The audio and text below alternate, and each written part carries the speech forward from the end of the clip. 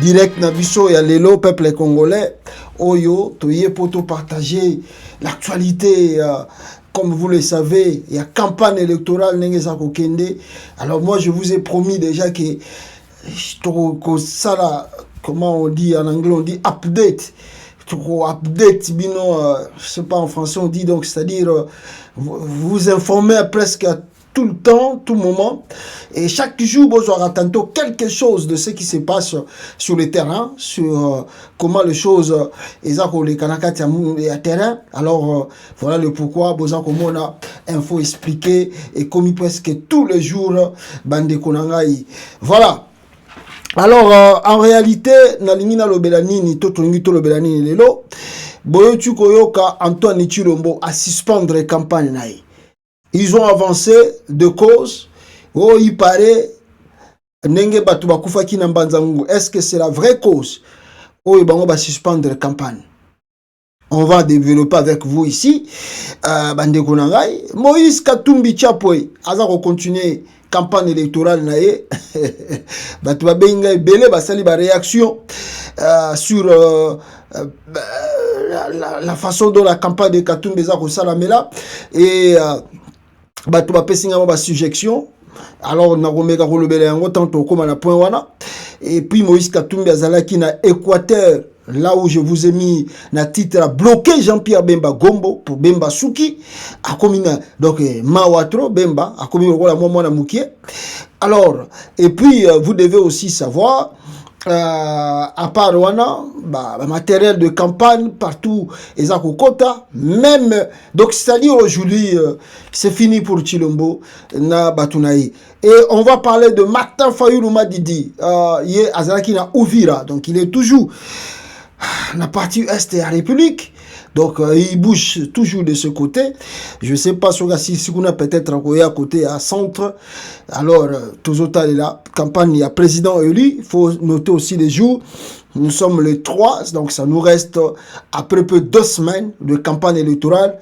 Alors, peut-être le président élu, Azar Otambo la jet privé, et vous permettre d'atteindre la province le plus vite que possible na moment oyo. Et puis Tokolobela, le docteur Denis Mukwege, yé Azalaki wapi, Azalaki na Kalemi, laquelle était là, bon, Tokota là, Ndenge Yepe Bayambela qui est, j'ai les images avec moi, Bokomona, Bana Kalemi, Mbotenini, Bapesaki, le docteur Denis Mukwege. Et puis Toko Tala moi point Moko Boye, Eliezer Alobaki sur James Kabarebe Oyo Ayaka Namboka Nabiso na RDC kozwa ba millions de dollars. Voilà un peu Toko Bananango et ceux qui va divers les alliés. Toko Zangate ko partager rapidement. Aïe aïe aïe aïe, c'est pas possible encore les deux. Batbaleke belem bala moko moyena bandope sambote comme mobulu. Voilà, nous avons bienvenue Musuta. Nous avons Moulou Ferung Congo. Nous avons Nzaou Joseph, Big One Kapela, Mbingantoko, Serge Nawezi, Lili Kidiata, José Jopito, Joe Mwehu. Nous avons Jean-Claude Adiv, Pastor. Nous avons, voilà, Bato Bazali déjà en abisso en direct. Awa. Alors, si tu mets ton nom, Tokozanga te Kotanga Yango, et Topé Sabino Pe Mbote, Nabisika Bozali, vous pouvez aussi manifester. Les pays Oyo, Bozali ko chate, Bozali ko sala ba commentaire, et puis Bozali ko landabiso en direct, Potoye Bakaba Congolais, Bazawapi, Oyo Balandaka Congo, États-Unis, to saluer bino. Alors, rapidement ici. Narobana na point moro boyoka ki Eliezer Tambwe, Alekaki na mission moro boye. Je sais pas qu'est-ce qui lui a pris. Eliezer Tambwe aye koloba ye moko na mato inaye. Oh, Nengezawa, Eliezer. Azad député national, s'il vous plaît. C'est un député national. En tout cas, il y a même honorable. Je ne sais pas si Eliezer a quand même la maîtrise. Il y a la notion, député. Mais vous serez étonné. Eliezer Tambwe, à l'écran, peuple congolais, et Eliezer Tambwe, sans se gêner, alobi, oh, qu'est-ce qu'il dit? Alobi, oh non, James Kabarebe venait ici à Kinshasa avant qu'on récupérait $1 million américains. Ailleurs, James Kabarebe, qui était à l'époque Mutuya Rwanda, et puis il est toujours rwandais, ministre de la Défense, Kagame Longoli, à commission ministre régional. Mais Kabarebe, Eliezer alobi na 2019 amona na misunaye Eliezer James Kabarebe a kozwa $1 million. Ça c'est grave comme déclaration étant que député national. Boyoka avant tout ça na bino nanu peuple congolais commentaire là-dessus na lingi boyoka bino moko na mato na bino makambo nini Eliezer aza koloba sur koya ya James Kabarebe nakati la République démocratique du Congo. Écoutez, Eliezer. Mais les millions de dollars, attends, je sais. Un général ici. Un jour, il va appeler un banquier. Il dit, amène-moi $1 million. Bah, mais les millions de dollars, on a eu. Avant, il y a un avec tricot, alati, na kepi. Général, on a tenu. Est-ce que oyebi wana alobi moni ba banquier bazana ba makambo ebele balanda kate alobi ngana ebite abi mukubwa James Kabarebe ici pendant que Félix ici était au pouvoir James Kabarebe bande konangai aya kozwa $1 million à Kinshasa. Nani mutalobi yango Eliezer Tambwe. Sans se gêner, mes frères et sœurs, soyons un peu de réalistes. Soyons quand même honnêtes envers nous-mêmes. Un député national, Ayeko Bisabino, amona que James Kabarebe aye na kati ya Congo, Ayeko senga $1 million, a bengi banquier, ba memela $1 million. C'est grave. C'est véritablement grave comme déclaration faite par un député national, pas un homme de la rue. Pas un homme de la rue, mais un député qui représente les institutions de l'État. Alobi ke Rwandais moko ya Kabarebe amona ndenge aya bapesa $1 million à Kenango. Mes frères, obige nasali 2 jours et analyse pour na koyoka makamboyo na mituninga moko question. Est-ce que Eliezer amiyebi to ayebi titre wana qui député Sokezanini 2019 s'il vous plaît. C'est grave. Soki tozalaki na ba régime moko ezali responsable. Et si c'est que Eliezer aza ko avancer comme argument ezali ya lukutete ezali fondé, je crois que Chilombo a vraiment vendu ce pays, la RDC. A teke libiso penda Congo. Ya koteka. Yami bale zali. Soki makambo Eliezer alobi eza lukuta. Et sengela ki ba interpeller. Parce que déclaration oyo Eliezer alobi, on ne peut pas minimiser cela. Parce que je vous rappelle, ce n'est pas n'importe qui. C'est un député national. Donc ça veut dire il mesure ce qu'il dit. Et il a de preuves de ce qu'il dit. On pouvait qu'interpeller Eliezer à justifier ce qui a monnaie là James Kabarebe na kwenini pour avoir $1 million. Mais ce que moni batiki, ce que moni Eliezer aza ko s'inquiéter, c'est-à-dire na bato ba yambaki na bango moko bato aza na régime ba yebi ke makambo Eliezer alobi azana na raison azana torte. Où va le Congo 2019? Bana Congo baza ko souffrir, Kabarebe ba ko zo $1 million. Donc ça m'étonne pas aussi non plus quand toyoka ki budimbo alobi ke Kagame tindela ke jet privé pour akende na Rwanda ba kende ko négocier ba contrat ya pétrole. Ça m'étonne pas. Parce que Namboko baza ko respecter, les Rwandais ne pouvaient pas faire de va-et-vient sans que l'autorité base au courant. C'est étonnant. C'est vraiment étonnant. komona ndenge makambo ezoleka na kata RDC eza pasi ba déclaration les airs asali tandis que na mboka wana bato baza ko traverser ba moment trop compliqué passe ezali banzela ezate. Je peux vous montrer l'exemple même à Kinshasa ici. Les gens baza ko souffrir ta la salité ezana Kinshasa baza ko lela pasi mawan salité et que mutumo ba kabarebe po azaka soki kabarebe aye ko zwana $1 million na kata capital akeipi boutique yake na ah Congo la pasi fulu yangona nzela zate. Écoute, à un moment de l'élection, Talamboura n'est pas Tala, au Prince Bokassa, Babakani, Prince, juste des gars pour la foule. Nous m'avons Tala, oh non, c'est un Prince. Et un Prince. Tala là-bas la place, Bakana Solo, la zone. Tala mon la place, la zone.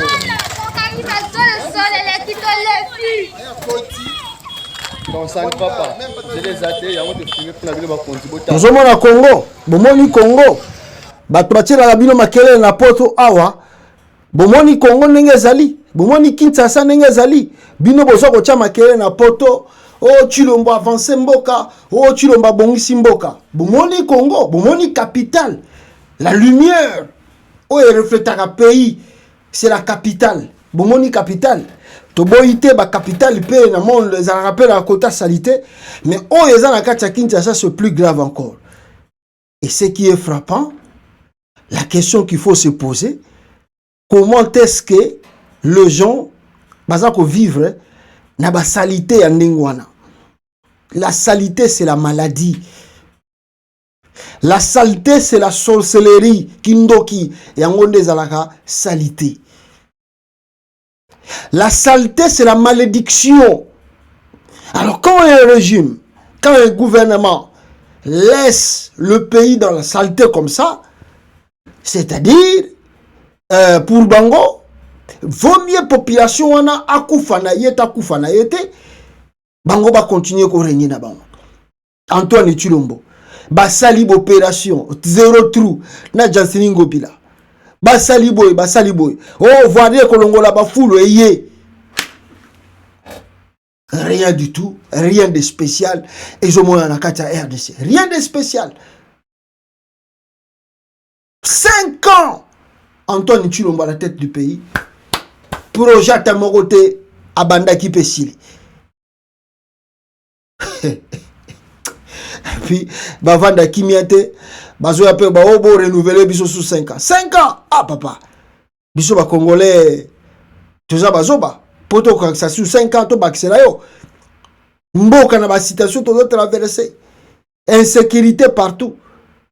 Bon tu koyoka na bité lobi na bisaki bino yango ke côté à Kolwezi na frontière avec l'Angola. On nous dit que bato ba koti kunat. Bato muso ba ono za ba tigre ya John Numbi. Je sais pas, moi, je ne sais pas. Mais côté qu'on a déjà bitumbaso et bandi. Côté à Bunanganda, kuna bokabela bango, parce qu'il n'y a pas d'effort. Où est-ce que ça la malelo? Pour n'avoir le bakeno, il y a une peut-être guerre entre les FARDC et les Banyarwanda wana. Pour n'a récupérer ba contre wana. Bakabela bango, batikela bango, mukolo bango bako déclarer que comme un pays to yebite, mais batikeli bango. Bavani na bango kimia, administration ya Congo evandi kimia. Bongo boye na biloko wana tout, babakiselo sous 5 ans. Nzela moko malunga efungami na Congo te pendant 5 ans ya Chilombo.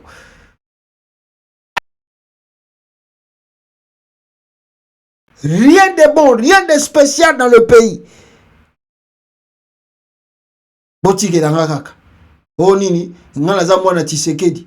Botike langai, ngana za mwana Tshisekedi. Ah papa, tika lokuta.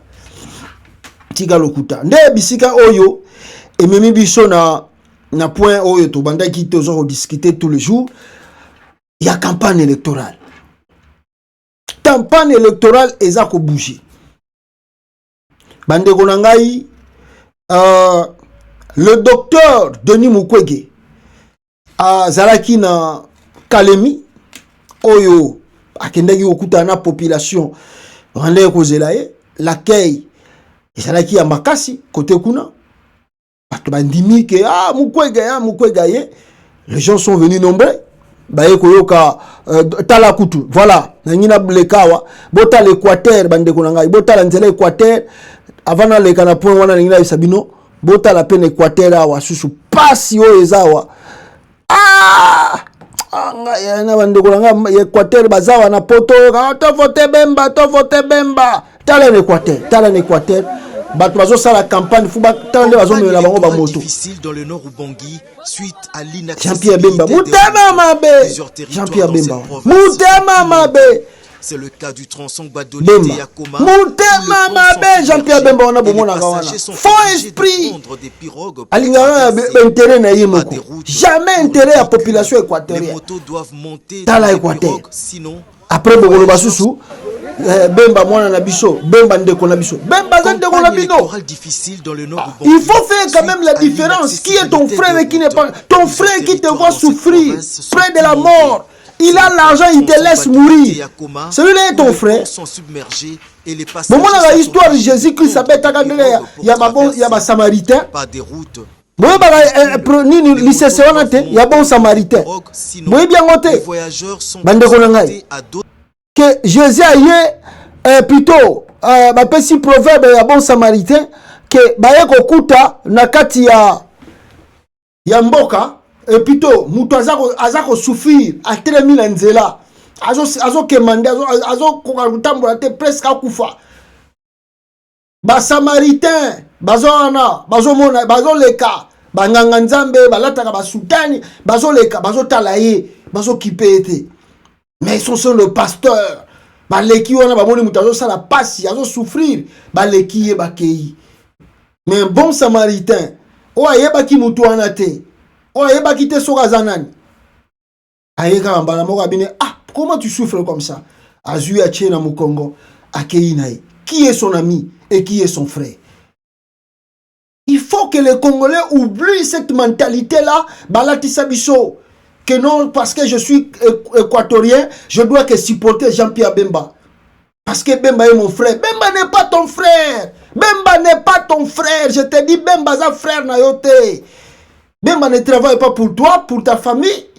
Bemba travaille pour son propre intérêt et l'intérêt de ses enfants. Lelo bozo komona, bande kolanga kasai bozela. Na kola sabino ba vidéo ya ba pasteur mususu na ebite to bengango révolution ya mentalité côté mususu benenene baza koloba clair ande kona ngai lelo bozo mona Félix yeyo oh muluba ko comme présidente on a connu plusieurs fois des premiers ministres ya Kasai mais comme c'était des premiers ministres les gens boudé non Kasai ils ont développé parce que il y a pas un Kasai qui est encore président. Le jour où comme on a cassé un président, il y aura le développement. Donc, tout le monde a même awa, ba cassé un sous ma candidature na la présidence. Mais na cassé ba occupé bangote. Seulement la famille Tshisekedi. Seulement la famille Tshisekedi. Eh, nzambe pas sungara te, nzamba sala ka miracle te, a sala biso miracle. Même si tu as dit que moi no yo Chilombo a gagné une élection te. Mais Dieu a fait un miracle. Et le miracle ne Kabila pesi au pouvoir yangoana. Bolobaki ke ba Kassaye ba kozwa pouvoir te. Alors voici les Kassaye maintenant au pouvoir. Bo sala tondi mabino. Nzamba bikamwa ba Kassaye bangwana na pouvoir kasi yangoana. Sala suko totala. Peuple congolais. Lelo to komi na bino Félix Tshisekedi a 5 ans. Qu'est-ce que le monsieur a foutu au Kassaye? Qu'est-ce que le monsieur a foutu au Kassaye? Bolimbisa na titre na moni ezalaki 2. Alors il fallait qu'il rebondisse rapidement. Ezala 3 bandeko na ngai. Voilà. Qu'est-ce que Chilombo a utiko Asai na Kassaye? Il a fait quoi au Kassaye? Il a rien fait quoi? Il a fait quoi au Kassaye? Sikoyo biso ba Kassayen parce que Chilombo azako ba Chiluba. Biso pete zo ba Chiluba. Donc il faut kaka ton kendeko Kolanda famille Tshisekedi parce qu'ils ont le Chiluba. Donc ce qui nous importe, quoi, ce qui nous est important. Oh, Félix, ce n'est pas parce qu'il a construit des hôpitaux au Kassaye, Ce n'est pas parce qu'il a construit des routes au Kasaï, ce n'est pas parce qu'il a construit des écoles au Kasaï, ce n'est pas parce qu'il a arrangé la Miba, Chiti à Katende, non. Ce qui nous intéresse, nous importe, nous, avec Félix, parce qu'il parle Chiluba. Ça, c'est faut être sorcier. Il faut être un sorcier pour raisonner de la sorte. Patriotisme na yo, relation na yo, kolinga yo na Félix, eza pour Félix a zolo ba Chiluba. Tu dois être un sorcier. Fozala ndoki. Pozala olo babiloko nengwana. Le monsieur est méchant, Chilombo. Il est méchant, ce monsieur-là. Il est arrivé au pouvoir. À Sombi Bandaku partout dans Libanda et à Congo. Belgique n'en parlons pas. France n'en parlons pas. Grande-Bretagne n'en parlons pas. Canada, États-Unis, Afrique du Sud n'en parlons pas. Le monsieur manque même un bicoque. Quel est le lien que vous avez avec Chilombo? Quel est le lien? Oh! Ils ont passé. Il y a mon habit le numéro. Le docteur Mukwege, Ndena Bandaya Koloba, Azalaki na Mboka Oyo, na Kalemi, laquelle aussi, Ezalaki très bien, Batuba Yambaki Makasi, na Kalemi Kuna, Batuba Kumisie, docteur Mukwege Bokomo na Yango, attendez, oh, Eza Félix Tshisekedi, la raison que c'est la binango après. Bokomo na Ndengenini, le peuple congolais va manifester, en tout cas, accueil moko chaleureux, et pas il y a Denis Mukwege, pour nous dire que Tozali Simanayo, Tolingi Oya, pour que Mboka ait avancé, Bande Konangai, regardez, Nati Rabino message, Boyoka, accueil, il y a docteur Denis Mukwege, na parti kuna.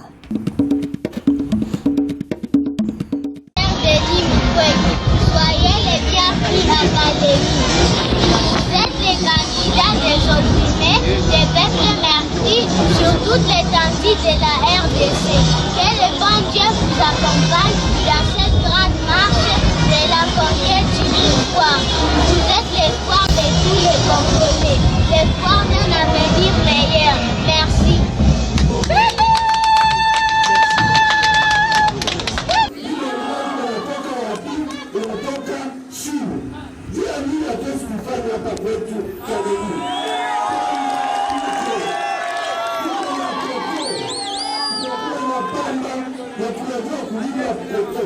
Lakini sababu watu hawajali shida ya wakaaji, yote kama tulikuwa nayo vinawezeka na vinaleta, tunakuwa katika shida. Leo hakuna makazi, leo hakuna namna tunaweza kuangalia siku za usoni. Tunasema kweli, juu kama tunaendelea kwa tunafutika mabaya, hii mabaya na sie itatuharibisha. Waswahili, Wakongo, Wangala, Waluba, Kongo nzima, Wababa, Wamama, vijana, Wakongwe. Leo numero 15, chagua leo. Baba wa Mani na Mukwege, changement ya Kongo, maongozi bora, miradi ya kweli, promese za kweli, baba wa wanyonge, maongozi bora, miradi ya kweli.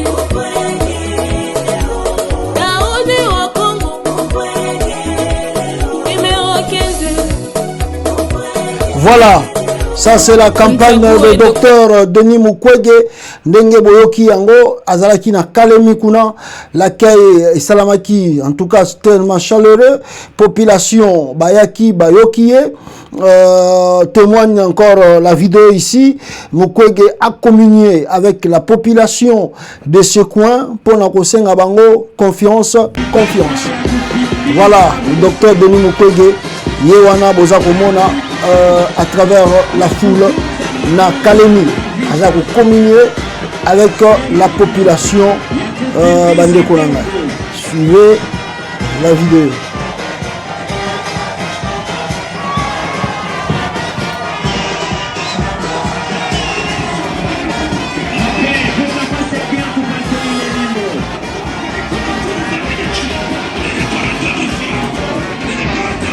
Voilà le docteur Denis Mukwege avec la foule.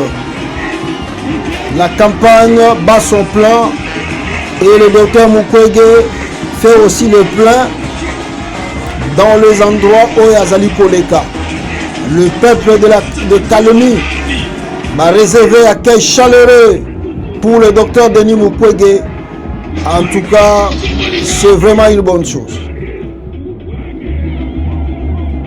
Voilà. Voilà.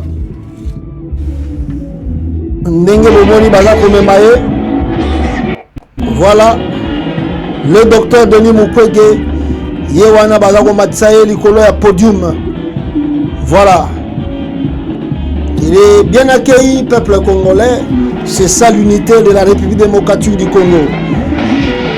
C'est ça être congolais. On est mieux partout où on part et on est accueilli aussi partout où on part parce que le Congo ce n'est pas une région, ce n'est pas une province, mais l'ensemble de la République. Voilà l'exemple. Banaya Kalemi, Balakisi, et pas il y a accueil, il y a docteur Denis Mukwege, Oyo, Akengaki ko Talabango. Et à Kendeko passer message, il y a campagne électorale. C'est un exemple à suivre dans la province Mususu pour les candidats. Nous avons dit c'est le moment de la campagne. Chaque citoyen azali libre.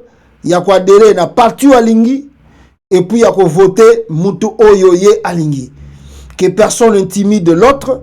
Botika ba Congolais, basa la choix na bango, ndenge bango bazali kolinga mboka nani a diriger bango. Le peuple azana posa ya orientation mususu.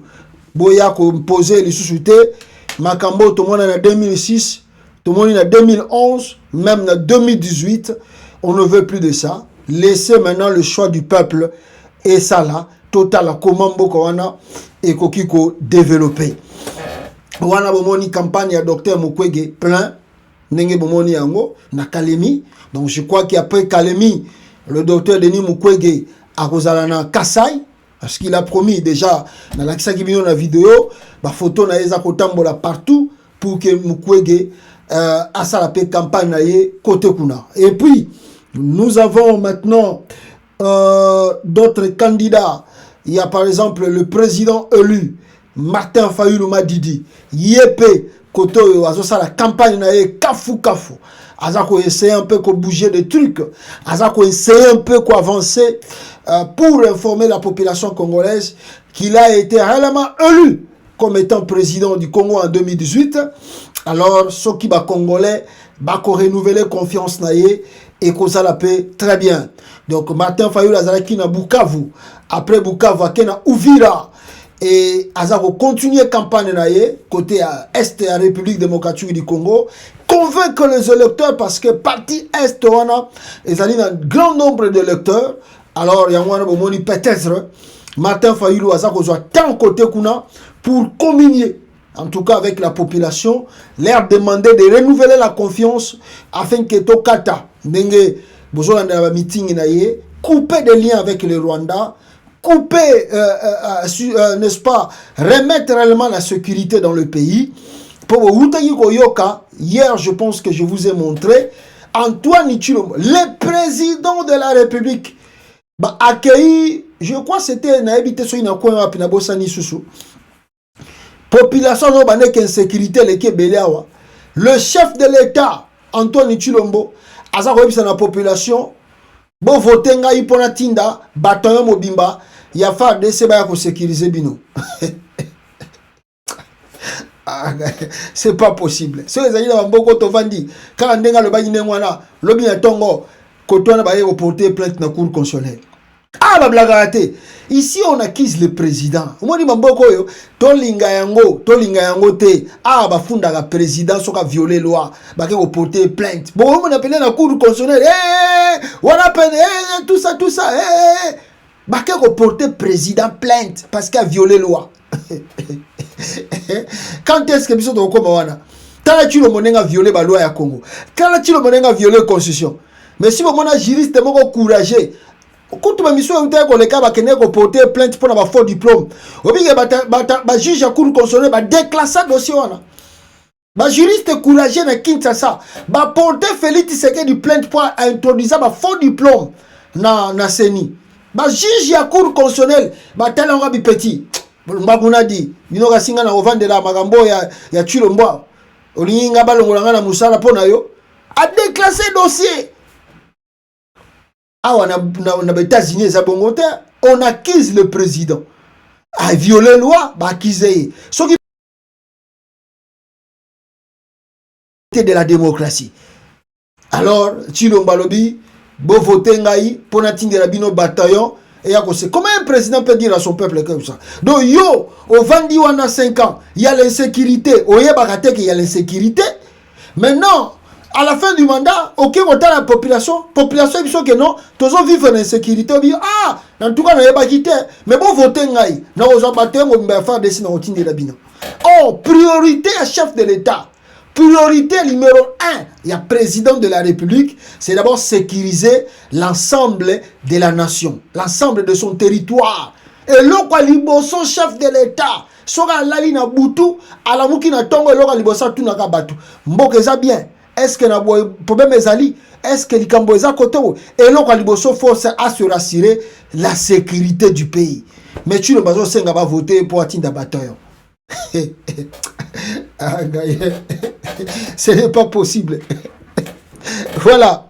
Alors, ma façon continue campagne na côté wana ya Uvira et subitement tu es comme moi surprise, Martin Fayulu a lobby na vidéo na zone Sabino Sikoyo awa, il y avait la foule, le plan était là et Martin Fayulu a profité na foule wana pour dire na batu ya Uvira, n'est-ce pas, il y a aussi des gens oyo balinga ki ba corrompre notre né le secrétaire général, il y a SID Devos Kitoko. Boyo kananu et puis botala ba image. Il y a Martin Fayulu Madidi, peuple congolais, na Uvira. Vous allez voir vous-même. Et Tokozonga, pour nous développer, Nabino Awa. Voilà, Martin Fayulu na Uvira, Bande Konangai. Suivez les images ici.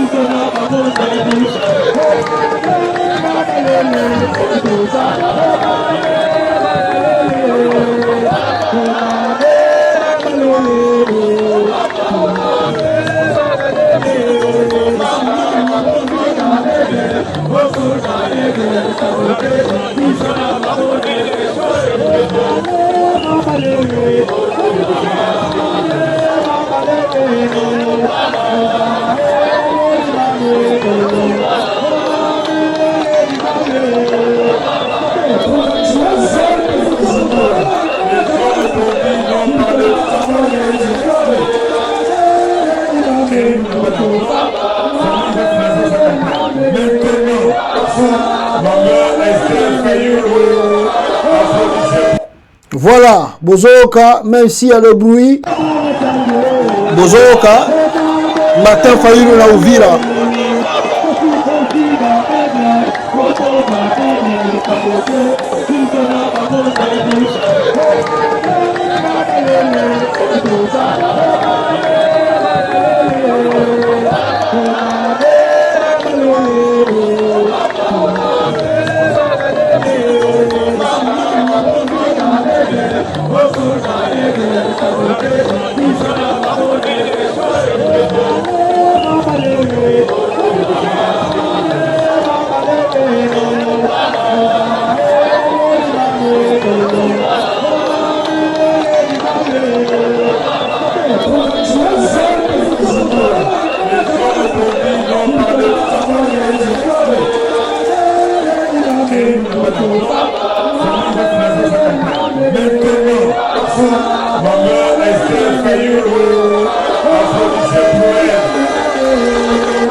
Voilà, vous venez de voir par vous-même le président élu Martin Fayulu Madidi en pleine campagne électorale na Uvira. Vous avez vu la foule. C'est ça encore, je vais encore insister, l'unité du Congo, l'amour du Congo. Et puis Fayulu en avait profité aussi pour nous dire que non, Antoine Chilombo abandé koluka ko diviser biso na ko mema molimo ya tribalisme, et il a demandé à la population d'Uvira ceux qui ba kozala d'accord que to kabwana. La population qui répond de Martin Fayulu, jamais de la vie, biso ba congolais tokoki kokabwana. Alors la beauté du Congo yangwana, la beauté d'être congolais yango oyo. Mutabandundu aye ko sala campagne na Uvira, batu baye ebele baye koyoka ye, non parce qu'il est mutabandundu, mais parce qu'il est congolais. Tout d'abord, c'est ça la beauté de la RDC, parce qu'il est congolais. On ne regarde pas la région d'où il vient. On regarde d'abord, il est congolais, il est de notre. Nous devons et nous avons l'obligation, Yako Yambaye pe akwakeiriye comme étant digne fils du pays. Azalina vision, Yako Bongisa Mboka dans son ensemble, non parce que Akota la liboso bandundu, mais non, il veut travailler aussi pour nous. Biso batutozana Uvira awana Sud Kivu. Voilà la foule au Bayambaki Martin Fayulu, et il a profité, comme je vous disais, pour envoyer sa population que Balinga qui va corrompre Devos Kitoko na somme il y a $500,000. Écoutez le président élu. Oh, écoutez. Écoutez. Qui a envoyé ses délégués rencontrer un président d'un parti politique ici au Congo, qui a envoyé ses délégués rencontrer notre secrétaire général, le professeur Devos Kitoko. Vous, professeur Devos Kitoko, on va vous donner $500,000. Le professeur Kitoko qui aujourd'hui, le directeur de ma campagne, a dit ceci. Moi, je suis un des fondateurs du parti SID. Donc je suis cofondateur de l'Amouka. Comment je peux sacrifier mon bébé et puis aller ailleurs? Il a refusé. Applaudissez pour lui. Applaudissez pour lui. Voilà, le docteur plutôt. Le professeur Devos Kitoko a refusé l'argent de la corruption parce que Alobi Yemoko Azali cofondateur. Et pour l'histoire, ceux qui batouye bakate, Devos Kitoko bakutanana Martin Fayulu, parce que Devos Kitoko était dans l'UDPS et Martin Fayulu a récupéré KEP à partir de l'UDPS, ne bakenda nae basala nae SID. Donc c'est vraiment un fils oyayebi lutte à partir UDPS, et puis azakola qui sa honnêteté nae envers le président élu Martin Fayulu Madidi. On aime plutôt les hommes honnêtes, ou bazali corrects, ou bazali corruptibles. À chaque fois balaksi bango mbongo bakoyi ko changer ba camp. Imaginons un peu, tela batunyo surtout bazalaki lobby batu ya FCC à Kabila. Ils étaient ministres, ils étaient PDG, ils étaient. Mais vous pouvez imaginer un peu peuple congolais, juste quand Félix a commis président de la République, Batouana Bakoka souffrance cité, Batouana Bakoka pas cité, Kimi Joseph Kabila, Wangani na ba signature nyo surtout ba signaka na Kingaka Chikuna. Bakomi na bango bata Fatibé, regardez-moi les hommes sales. Ils changent de couleur. Atakutu caméléon change la couleur à cause ça. Ça, c'est tous les hommes politiques congolais. Akoyuko bouleversé na ye père. Kenaye. Et il se sent aussi à l'aise. Même jusqu'à présent, après avoir comment que Félix a échoué, Alexis 5 ans un mandat échec total. Mais il y a encore des kabilistes qui traversent encore pour la campagne électorale. Baza net mutuloko la Bochab. Kabila za bien. Kabila yo kisa bango solitaire. Evariste Bochab yibambongo ya SNL ya kosakana te. Evariste Bochab wana. Obi ke Kabila tala ye kaka bo akipa ye te. So rezala ki Félix alingaka yo kise so na koti siena no prison. Si mabake ko négocier après, mais Kabila tika Bochab. Combien de gens ont ya série ya Kabila bayiba Kabila yebi na ye atala na été akipara na été. Et puis c'est un système politique congolais. Le système politique au congolais c'est comment? Les chefs azakuna likolo avandi bino baboshab batutu na o bakomi pa Félix lelo ayebi neti Félix ayebi que un tel a détourné ba okanga été. Pourquoi? Mutuana ganga fachi beton. Babisio nos chefs, nous on fait ça pour protéger ton pouvoir. Donc biso to sala ka nengwana to yibaka pour nous protéger le pouvoir na yo, pour to so ka ba information, to bloquer kango yo fo vanda na pouvoir. Siko yo so comme landela biso trop, ozo bloquer biso bambongo to zo ko so, to reverser et puis au moins ko yinda yo ba kolongolo mbango na pouvoir. C'est ça la réalité de la politique congolaise mes frères. Donc le chef laisse et bandaki sera Mobutu. Mobutu tanga ju pouvoir a taliboe ba bisie tika batwana ba yiba na bango. Ndebo yaki koyoka adage Mobutu abimisi yiba me yiba mukie, yiba ta mukie kaka. Me yiba ta mukie. Ko yiba nyonso tuté. Et c'est la même politique qui continue jusqu'aujourd'hui. Les politiciens congolais miyibi bazalaka na honneur te ya politique, ils peuvent changer à tout moment leur casquette à commune mutaboy. Alors Devos Kitoko balinga ba corrompre ndenge boyo tukoyoka, il a refusé $500,000. Il est resté avec le président élu Martin Fayulu. Croyons bon que va continuer à être na souka et na moment pe bazo la campagne électorale. Prions le bon Dieu que tout est bien et que va gagner en tout cas élection au Nengezako Salama. Ça va nous faire aussi la beauté que Martin Fayulu ba qui pouvoir en 2018 a récupéré Bokondi nae. Et que ça la pebiso et sengo malam. Mais bomoni ouvira plein kamera écoute akoyiko ko matin na ouvira te. Soni ande wana pa boye partout na Sedikivu. Bahati Lukwebo o ngai mutabukavu azoko ko na ouvira te. Soni ande wana po population sa baeba. Metala kamera et Martin Fayulu population baye plein. Peuple ça comme il comprendre nani on a voté nani na ko voté te mikolo comme il va voilà alors bande ko ngai Antoine Chilombo Félix azalaki na akendaki na kotoyo na province na biso oyo ya n'est-ce pas ya nini ya Congo central, bota la shit mutuana sali.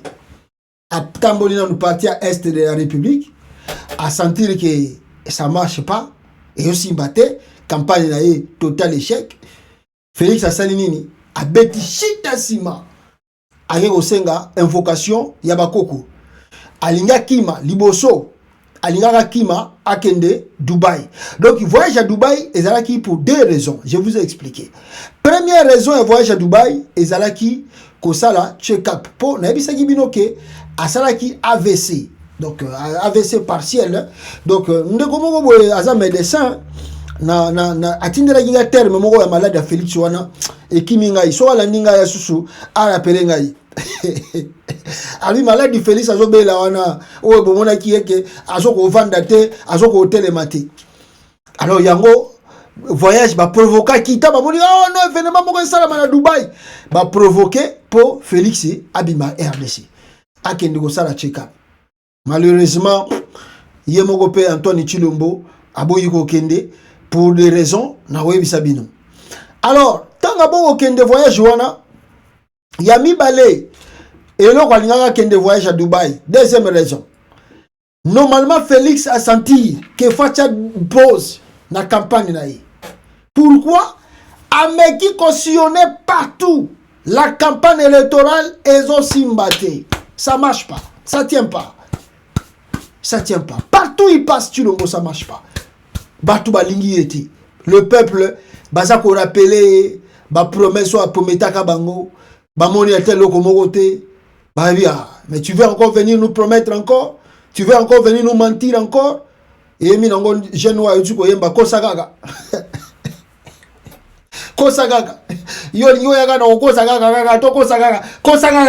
Do kosaga biso gaga do biso do to vende na biso ga boya poka to gaga nengo zo kosa biso. Alors, bandeko na ngai, partout azoleka mpiaka. Pia, oh, et le ballon va bon pia kaya ko saganete. Donc, Chilombo Bia, ça marche pas. Alors voilà le pourquoi. Abandé Kolinga suspendre dans nos campagnes là avec de Dubaï et puis tant que peut-être en plein. Il a expliqué qui bino que non, il voulait aller se faire soigner pour na makamula maladie. Et puis alingaka kima parce qu'à Monique ça marche pas, ça ne tient pas. Comme même Vital Kamere, comme même Babati, comme même Jean-Pierre Bemba, ezo simba kaka te. Lobby na lakisa kibino awa. Même bato baza na présidium. Ya Félix Tshisekedi. Ah, quand tu vas bête ninga lisolo ake bata présidium. Bikolo tout Augustin Kabuya Tomboki. Oh, tous on comprend d'été. Tous on batté Augustin Kabuya Tomboki. Au lieu écoute ya que no sala campagne na Kasai, Augustin Kabuya Tomboki. Ah komi wolo ba makabebele bele. Mbata on va dagi kimia, mbata yepa yeko tomboka. Bazo comprendre d'été bata présidium. Baboyi ko tia ma photo Félix Tshisekedi na sima ba profil na bango. Babia. Mathieu Mabe. Batu tout baboyi ko tia ma photo Félix na sima. Lobi la laksa bino vidéo ya mbata nenga zolela. Ça veut dire quoi? Batu tout ba yebi soko meki ko tia elongia Félix na sima photo na yo. C'est que yo ba ko voter yo te. Peuple ko voter yo te. Alors ba tutu ba chaki liboso ba fichier ya Félix nani na campagne na bango ba longoli yango mbangu ba bia yaya Timbela Chilombo Mandeza Mobulu yaya Timbela ke ndoko changer photo wana changer ngo longola Félix longola ba tutu ba longoli yango moni mbata tomboka ki oh mutu akocha nini ya Félicité aza mutu inyo sakete ma inyo sakete zo kufa nango nana ngo otika na inyo sakete fese inyo sakete ki fese se union sacrée et l'équipe fait cesser à Kabila. Ah, union sacrée ça n'a ni statut et ça même autorité morale quand ils a Félix et Siliwana.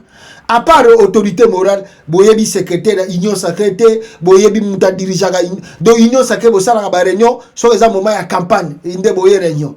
So eza moment po boyi bambongo à l'état, boye réunion, boye ko zobala. Il y a rien dans l'union sacrée, c'est le vide. Allez, Mobulu, Chilombo Bia. Campagne to matato kita na oganyete. Et puis batu ba ki ko yebisanga lisusu pona olaksabino Équateur à Moïse Katumbi. Batu ba ko yebisanga ke tangu Félix a commis Équateur. A tomboki mabe, akekota na chambre, na hôtel, ali ko solisation mutute. Pourquoi azo comprendre d'été ba vide l'équipe trop. Oh, il y a bandé ko s'attendre, ce n'est pas la réalité à ce qu'on trouve sur le terrain. Alors, à Katiba campagne, à Kimi, au lac de Dubaï, Babisie, Soko Mego ma Dubaï, Namakamba coup d'état, ils ont préparé à Kinshasa, Awa, Soko Mego ma Dubaï, Yo Zonga Sumbokote, Vandagaka. Alors, Babibo, pour se faire soigner, Kende Nankamba,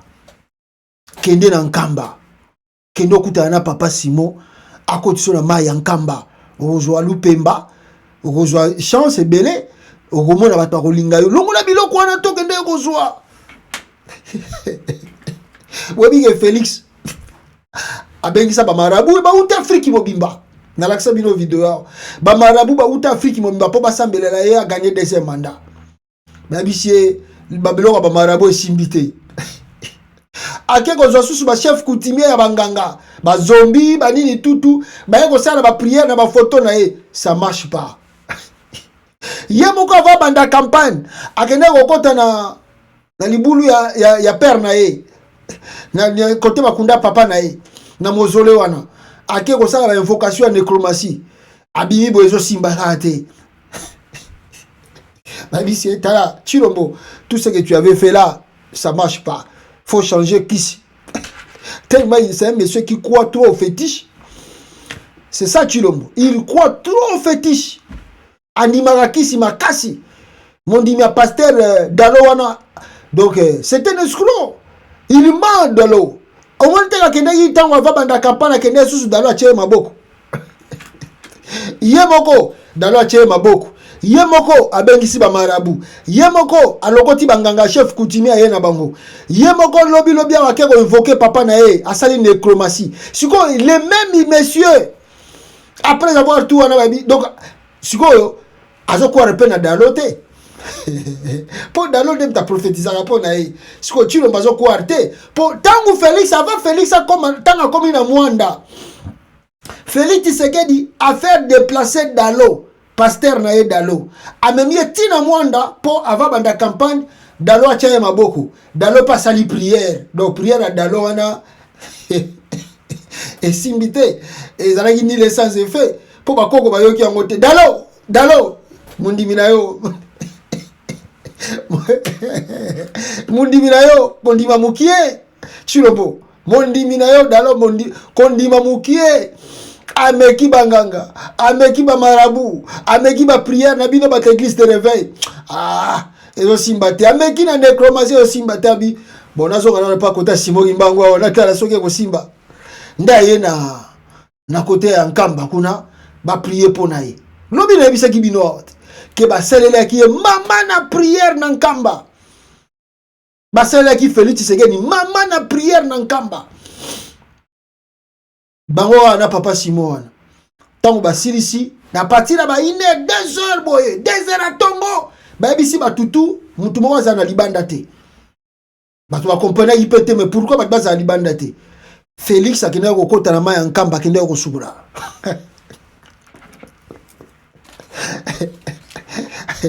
akina ko subura na maya Nkamba po milimo mabelongwa molimo libabe zolanda elongwa na nzoto abi papa na sokola na maya Nkamba po maladie ezo silate te la population ndenge ezo inanga isusu abi c'est bon so baebisi peu bien moni maya Nkamba soko ye il faut vraiment otubela na motema na yo mobimba soko tubeli okoti na mayi wana obimi okomona kokoma kobika et puis makambutu ekosila Chilombo Olia Toubela avec sincérité, a même mis Denis Nyakeru Susukuna.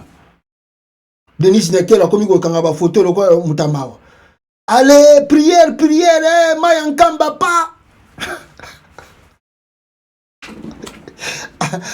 Si ma vie c'est bon kendet, yo so sali prière, papa si moi binga les a un problème était. Le quoi so sali prière wana, so sali on sincérité, yo mo mona ndenge bakoko bako accompagner yo na makambuto ya kikoloka awa.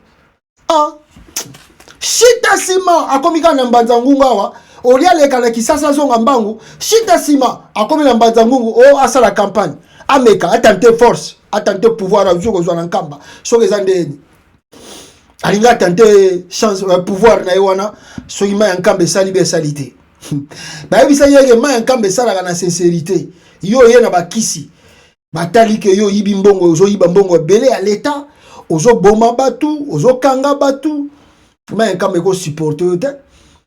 Allez, pour na relaxa rejet à ma Nkamba na campagne électorale bousculade ceux qui ni ne salami 6 personnes bana mike bakufi.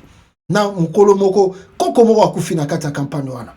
6 personnes na Nkamba. Mawatro wana lakisi d'abord ma Nkamba est rejeté makambu to yaki ko sala e boyo.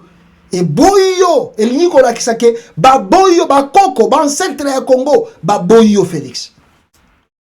6 personnes ba koufi na campagne wana na Manzango. Alors, to vanda muke boye, Chilombo lobi ono, a suspendre campagne. Boyo kana no tamu ya zalaki na Manzango, discours ni na tenaki awa, peuple congolais, boyo kanano. Discours ya Félix Tshisekedi na Mbanzangungu et comment la population ba yiko yebisa ye par exemple ta promesse belé a réalisé la promesse mususu. Voilà. Nazongi sa tout.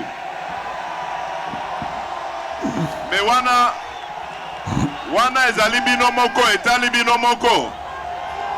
Soki bo voter ye belé a Kozonga. Tala président de la République. Botala no président. Mais wana bandeko na ngai boyoka président population bane zongisa atu boyebi kazaki gouverneur wa muyibi wana pe lisu akima quand il y a trop de médiocres même médiocre mususu akoma important atu akomi important ba bisi azongisa yi sikoyo ye Félix ayebi bien que na Congo na constitution na bango bazanango population votera gouverneur te sikoyo ye azoyebi sa population soki bo voter ebele est-ce que muto ayebi makambazo loba le gouverneur ya Congo bazalaka voté par des députés provinciaux. Bangonde ba votaka ba gouverneur. Mais comment le chef de l'État a évité que non ba population votera quand sa population ceux qui vont voter Belenda Kozonga. Mais vous voyez le vide. Ah bon okay. Dollar ba 5 dollars ekita. Bazobise dollar ekita. Nazongisa tout. Babisi azongisa pe à tout. Bon yoka réponse na zopesa. Yoka réponse. Wana ezali bino moko etali bino moko. Yoka. Soki bo voter ebele. Soki bo voter ebele. Mais est-ce que la population va voter à gouverneur na Kinshasa? Wana na Congo. Bino moko souverain primaire. Tala. Ndenge bokolingana ndenge tokosala. Ah. Tande bazo wolola yi. Ngai na eko senga bi une population de Banzangungu. Voilà, population Banzangungu ndenge balobaki na Félix Antoine Tshilombo ti ayoko bimawana RTNC chaîne nationale ya République démocratique du Congo. Chaîne nationale s'il vous plaît, ils ont couvert tous les événements de Félix Tshisekedi. Chaîne nationale